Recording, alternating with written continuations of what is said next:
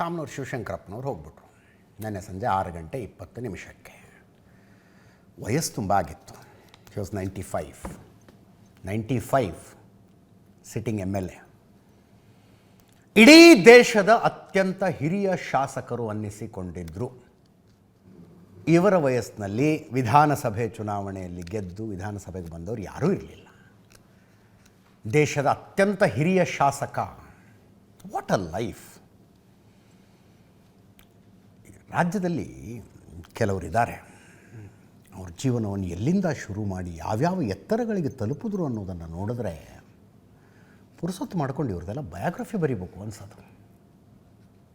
ಇವತ್ತಿನ ಯುವ ಜನಾಂಗಕ್ಕೆ ಪ್ರೇರಣೆ ಆಗುವಂಥ ಬಯೋಗ್ರಫಿ ಬರೀಬೇಕು ಅಂತ. SSLC ಓದ್ದವ್ರಿ, ಒಂದು 60 ವಿದ್ಯಾಸಂಸ್ಥೆಗಳನ್ನು ಕಟ್ಟಿದರು. ಬಾಪೂಜಿ ಇನ್ಸ್ಟಿಟ್ಯೂಷನ್ನು ಒಂದು 60 ಎಷ್ಟು ಜನ ಡಾಕ್ಟರ್ಗಳನ್ನು ಮಾಡಿದ್ರು, ಎಷ್ಟು ಜನ ಇಂಜಿನಿಯರ್ಗಳನ್ನು ಮಾಡಿದ್ರು. ಅವರು ಓದಿದ್ದು SSLC. 3 ಜನ ಮಕ್ಕಳು. ಮಲ್ಲಣ್ಣ ಅಂತಲೇ ಏನು ಜನಪ್ರಿಯರು.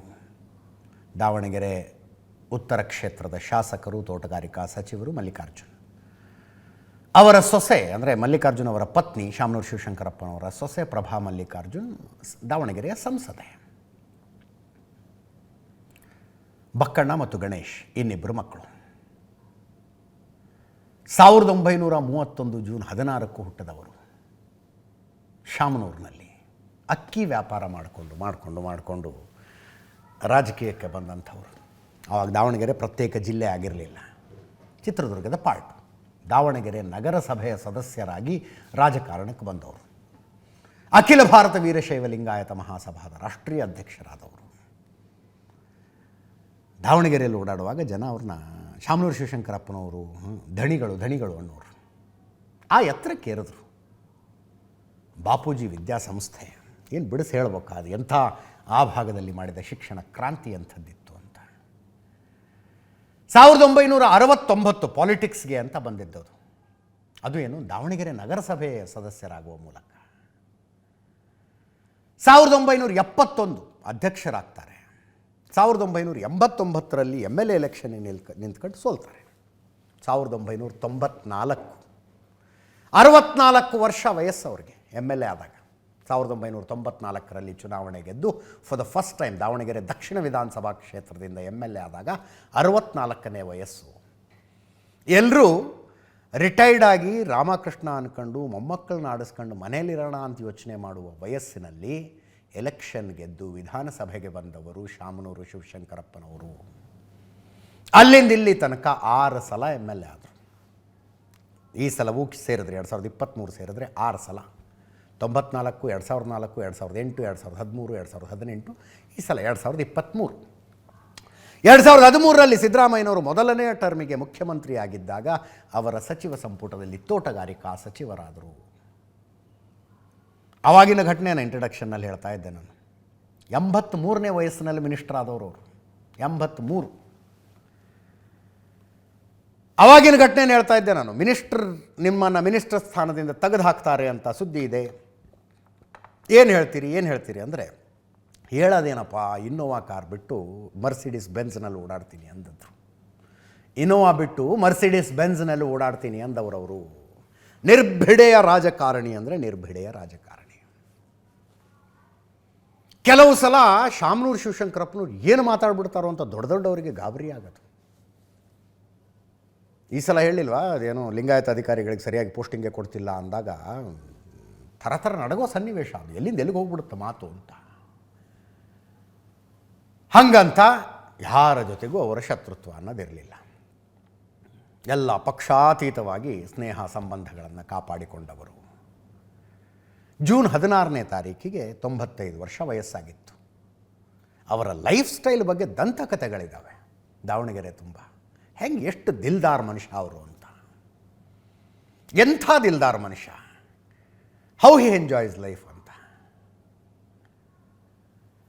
ಅಂಥ ಶಾಮನೂರು ಶಿವಶಂಕರಪ್ಪನವರ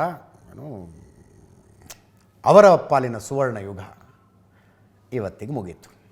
ಅವ್ರ ಮಗ SS ಮಲ್ಲಿಕಾರ್ಜುನ್ ಅವರು ಹೇಳ್ತಾ ಇದ್ರು, ಶತಾಯುಷಿ ಆಗ್ತಾರೆ ನಮ್ಮ ತಂದೆ ಅಂದ್ಕೊಂಡಿದ್ವಿ ಅಂತ. ಸಕಲ ಸರ್ಕಾರಿ ಗೌರವಗಳೊಂದಿಗೆ ವೀರಶೈವ ಲಿಂಗಾಯತ ಪದ್ಧತಿಯಂತೆ ಅವರ ಸಂಸ್ಕಾರ ಮಾಡಲಾಯಿತು. ಇವರು ಶಿವಶಂಕರಪ್ಪ, ಅವರ ಪತ್ನಿ ಪಾರ್ವತಿಯವರ ಸಮಾಧಿಯ ಪಕ್ಕದಲ್ಲೇ ಇವ್ರದ್ದು ಸಮಾಧಿ ಮಾಡಿದ್ರು. ಆ ಕಲ್ಲೇಶ್ವರ ರೈಸ್ ಮಿಲ್ ಅಂತಿದೆ, ಬಹುಶಃ ಅವರ ಬಿಸ್ನೆಸ್ ಶುರುವಾಗಿದ್ದು ಅಲ್ಲಿಂದ ಅಂತ ಅನಿಸುತ್ತೆ. ಕಲ್ಲೇಶ್ವರ ರೈಸ್ ಮಿಲ್ ಅದರ ಆವರಣದಲ್ಲಿ ಅಂತ್ಯ ಸಂಸ್ಕಾರ ನಡೀತು. ನಿನ್ನೆ ಸಂಜೆ 6:20 ಸ್ಪರ್ಶ್ ಹಾಸ್ಪಿಟಲ್ನಲ್ಲಿ ಅಡ್ಮಿಟ್ ಆಗಿದ್ದರು. ಅವರು ವಯಸ್ಸಿಗೆ ಸಂಬಂಧಿಸಿದ ಕಾಯಿಲೆಗಳಷ್ಟೇ. 95ನೇ ವಯಸ್ಸಿಗೆ ಏನೇನು ಅಂದರೆ ಆ ವಯೋಸಹಜ ಕಾಯಿಲೆಗಳಿಗೆ ಚಿಕಿತ್ಸೆ ತಗೋತಾ ಇದ್ದರು. 6:20 ಶಾಮನೂರು ಶಿವಶಂಕರಪ್ಪನವರು ತೀರ್ಕೊಂಡ್ರು ಅನ್ನೋ ಸುದ್ದಿ ಬಂತು. 8:30 ಅಷ್ಟೊತ್ತಿಗೆ ಕುಟುಂಬದವರೆಲ್ಲ ಬಂದರು. ರಾತ್ರಿ 10 ಗಂಟೆಗೆ ನಿನ್ನೆ ಇಲ್ಲಿ ಪ್ಯಾಲೇಸ್ ರೋಡಲ್ಲಿದೆ ಅಖಿಲ ಭಾರತ ವೀರಶೈವ ಸಭಾಭವನ, ಅಲ್ಲಿಗೆ ಪಾರ್ಥಿವವನ್ನು ತರಲಾಯಿತು.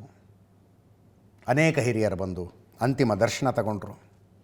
11:20 ಸದಾಶಿವನಗರದಲ್ಲಿ ಅವರ ಮನೆಗೆ ಪಾರ್ಥಿವವನ್ನು ತಗೊಂಡು ಬಂದರು.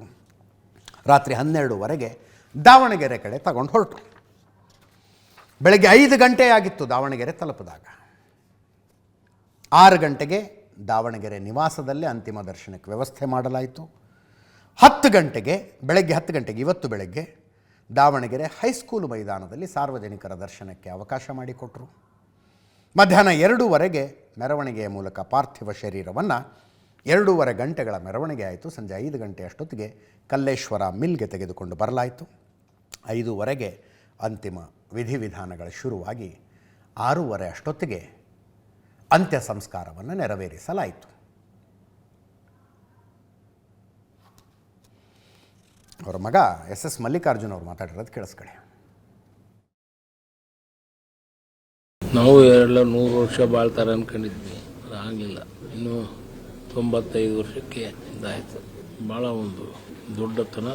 ಅದರಲ್ಲಿ ಪ್ರತಿಯೊಬ್ಬರಿಗೂ ವೈರಿ ಅನ್ನೋದು ಇರಲಿಲ್ಲ. ನಾನು ಕೇಳಿದೆ, ಪ್ರತಿಯೊಬ್ಬರನ್ನ ಜೊತೆಗೆ ಕರೆಸ್ಕೊಂಡು ಹೋಗ್ತಿದ್ದಂಥ ಒಂದು ವ್ಯಕ್ತಿತ್ವ.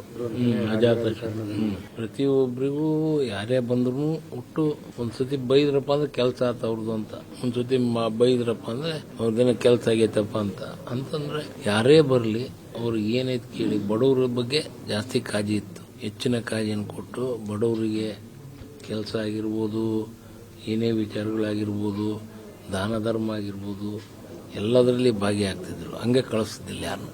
ಏನಾದರೂ ಒಂದು ಮಾಡಿ ಅವರಿಗೊಂದು ತೃಪ್ತಿಪಡಿಸೇ ಕಳಿಸ್ತಿದ್ರು. ಆ ನಿಟ್ಟಿನಲ್ಲಿ ವಿದ್ಯಾಭ್ಯಾಸದ ಬಗ್ಗೆ ಆಗಿರ್ಬೋದು, ಮತ್ತು ರಾಜಕೀಯವಾಗಿರ್ಬೋದು, ಕೆಲಸ ಕಾರ್ಯಗಳ ಬಗ್ಗೆ ಆಗಿರ್ಬೋದು, ಮದುವೆ ಮುಂಜಿಗಳ ಬಗ್ಗೆ ಆಗಿರ್ಬೋದು, ಎಲ್ಲ ವಿಚಾರದಲ್ಲಿ ಜೊತೆಯಲ್ಲಿ ಅವನು ಬೆಳಗಾವಿ ಅಧಿವೇಶನ ನಡೀತಾ ಇದೆ. ನಿನ್ನೆ ಮುಖ್ಯಮಂತ್ರಿಗಳು, ಉಪಮುಖ್ಯಮಂತ್ರಿಗಳು, ಅನೇಕ ಹಿರಿಯರೆಲ್ಲ ದೆಹಲಿ ಪ್ರತಿಭಟನೆಯಲ್ಲಿದ್ದರು. ಮತಚೋರಿಯ ವಿರುದ್ಧದ ಪ್ರತಿಭಟನೆಯಲ್ಲಿ ಅಲ್ಲಿಂದ ಬೆಳಗಾವಿಗೆ ಬಂದರು. ಬೆಳಗಾವಿಯಲ್ಲಿ ಸಂತಾಪ ಸೂಚನೆಯನ್ನು ಮಾಡಲಾಯಿತು. ಮುಖ್ಯಮಂತ್ರಿಗಳು ಮಾತಾಡಿದರು, ಕೇಳಿಸ್ಕೊಳ್ಳಿ. ಅಜಾತ ಶತ್ರು ಅಂತ ಕರಿಬೋದಂಥ ವ್ಯಕ್ತಿ. ನಾನು ಯಾವಾಗ ದಾವಣಗೆರೆಗೆ ಹೋದರೂ ಕೂಡ ಅವ್ರು ಗೆಸ್ಟ್ ಹೌಸ್ನಲ್ಲೇ ಉಳ್ಕೊತಿದ್ದರು. ದಾವಣಗೆರೆ ಹೋದಾಗೆಲ್ಲ ಊಟಕ್ಕೆ ಬರಿ ಅಂತ ಕರಿತಿದ್ರು. ಯಾವಾಗ ಹೋದರೂ ಕೂಡ ನಮ್ಮನೆಯಲ್ಲೇ ಊಟ ಮಾಡಬೇಕು ಅಂತ ಕರಿತಾ ಇದ್ರು. ಹಾಗಾಗಿ ಅಲ್ಲೇ ಊಟ ಮಾಡ್ತಿದ್ದೆ. ಜೊತೆಗೆ ನನಗೆ 75 ವರ್ಷ ಮುಗೀತಲ್ಲ, ಆಗ ಅವ್ರ ಜಾಗದಲ್ಲೇ ನಾನು ಫಂಕ್ಷನನ್ನು ಮಾಡಿದ್ದದು. ಸೊ ಹಾಗಾಗಿ ಅದೇ ಕೊನೆ ಊಟದ ಹಬ್ಬ ನಾನು ಆಚರಣೆ ಮಾಡ್ಕೊಂಡಿದ್ದದು. ಮತ್ತು ಅದೇ ಮೊದಲು ಶಾಮನೂರು ಶಿವಶಂಕರಪ್ಪನವರು ಸಹಾಯ ಹಸ್ತ ಭಾಳ ಇತ್ತು. ಕೋವಿಡ್ ಸಂದರ್ಭದಲ್ಲಿ ನಮಗೆ ಆಕ್ಸಿಜನ್ ಸಿಗದೇ ಇದ್ದಾಗ ಸುಮಾರು 6 ಕೋಟಿ ರೂಪಾಯಿಗಳನ್ನು ಖರ್ಚು ಮಾಡಿ ಆಕ್ಸಿಜನನ್ನು ಉಚಿತವಾಗಿ ಹಂಚತಕ್ಕಂಥ ಕೆಲಸವನ್ನು ಮಾಡಿದರು. ಅಂತಹ ಒಬ್ಬ ಅಪರೂಪದ ರಾಜಕಾರಣಿ ನಮ್ಮನ್ನು ಅಗಲಿದ್ದಾರೆ. ಅವರ ಆತ್ಮಕ್ಕೆ ಚಿರಶಾಂತಿ ದೊರಕಲಿ ಅಂತಕ್ಕಂಥ ಮಾತುಗಳನ್ನು ಹೇಳಿ, ಅಪಾರವಾದಂಥ ಅವರ ಕುಟುಂಬ, ಯಾಕಂದರೆ ಒಂದು ದೊಡ್ಡ ಕುಟುಂಬ, 3 ಜನ ಗಂಡು ಮಕ್ಕಳು, 4 ಜನ ಹೆಣ್ಮಕ್ಳು ಇದ್ದಂಥ ಒಂದು ದೊಡ್ಡ ಕುಟುಂಬ. ಅವ್ರನ್ನೆಲ್ಲ ಅಗಲಿದ್ದಾರೆ. ಭಾಳ ದೊಡ್ಡ ಅನೇಕ ಹಿರಿಯ ನಾಯಕರುಗಳು ಮಾತಾಡಿದ್ರು. DK Shivakumar, Satish Jarkiholi, MB Patil, Santosh Lad, HK Patil, Parameshwar ಅವರು, ಇನ್ನೊಂದು ಕಡೆ ಯಡಿಯೂರಪ್ಪನವರು, ವಿಜೇಂದ್ರ, ಬಸವರಾಜ ಬೊಮ್ಮಾಯಿ, ಛಲವಾದಿ ನಾರಾಯಣಸ್ವಾಮಿ, GM ಸಿದ್ದೇಶ್ವರ್ ಅವರು. ಕೇಳಿಸ್ಕೊಳ್ಳಿ.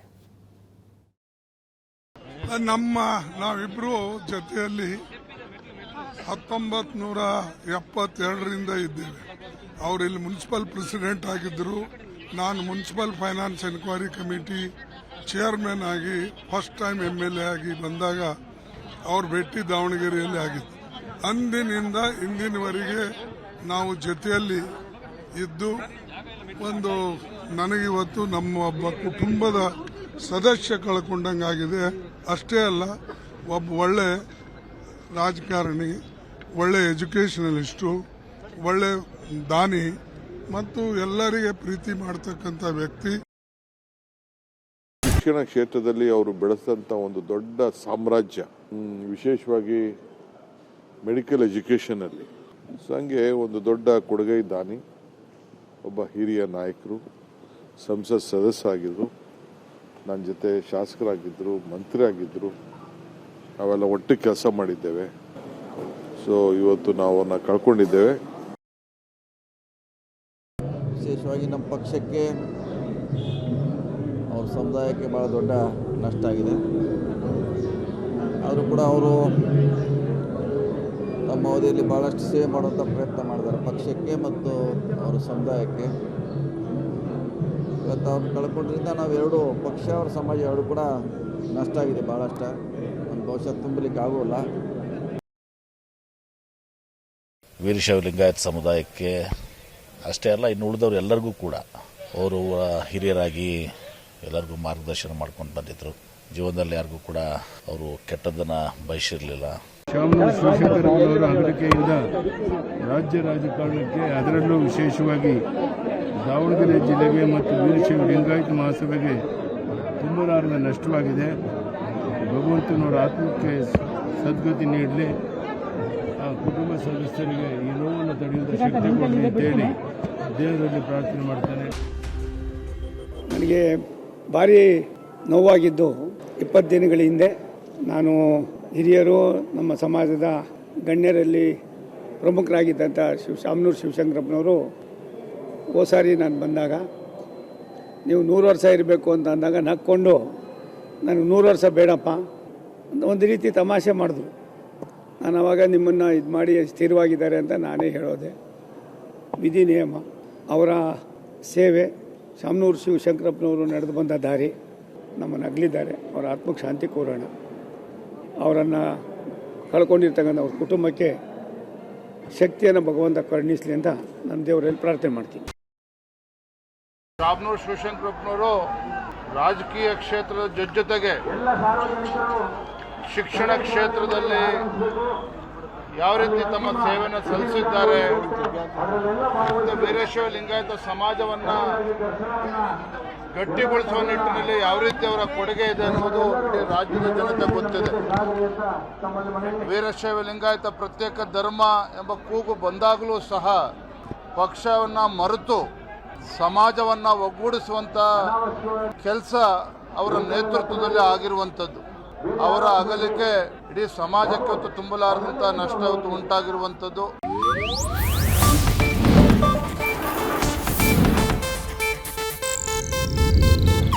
ಇದು ಏಷ್ಯಾನೆಟ್ ನ್ಯೂಸ್ ನೆಟ್ವರ್ಕ್ ಪ್ರಸ್ತುತಿ.